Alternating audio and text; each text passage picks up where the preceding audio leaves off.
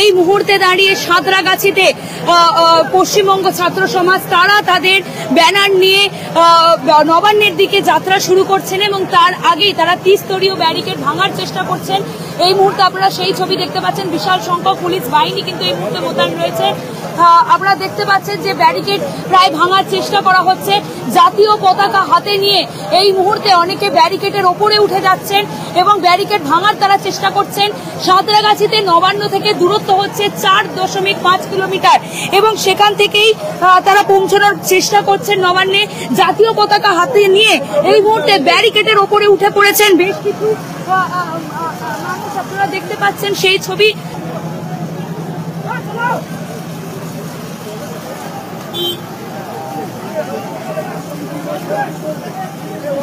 পুলিশকে লক্ষ্য করে ইট বৃষ্টি। আপনারা দেখতে পাচ্ছেন জল কামান, পুলিশের তরফ থেকে জল কামান টিয়ার গ্যাসের সেল কিন্তু ফাটছে।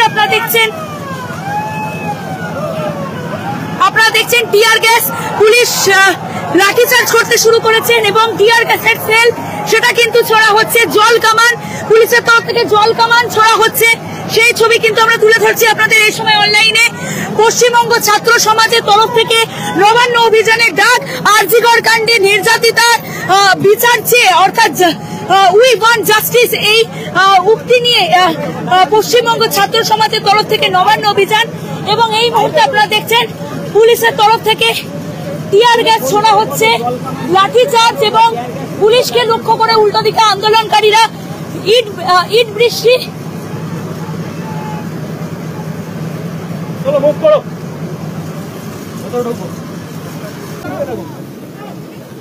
রীতিমতো ব্যারিকেড ভেঙে ফেলার চেষ্টা এবং পুলিশের তরফ থেকে আন্দোলনকারীদের হটানোর জন্য পিছু হটানোর জন্য 30 স্তরীয় ব্যারিকেড করা হয়েছিল পুলিশের তরফ থেকে এবং সেই 30 স্তরীয় ব্যারিকেড ভেঙে ফেলার চেষ্টা করেন আন্দোলনকারীদের পিছু হটাতে পুলিশের তরফ থেকে জল কামানের ব্যবহার করা হয়, কাঁদানের শেলের ব্যবহার করা হয়। সবকিছু মিলিয়ে রণক্ষেত্র চেহারা ধারণ করেছে এই মুহূর্তে সাঁতরাগাছি অঞ্চল।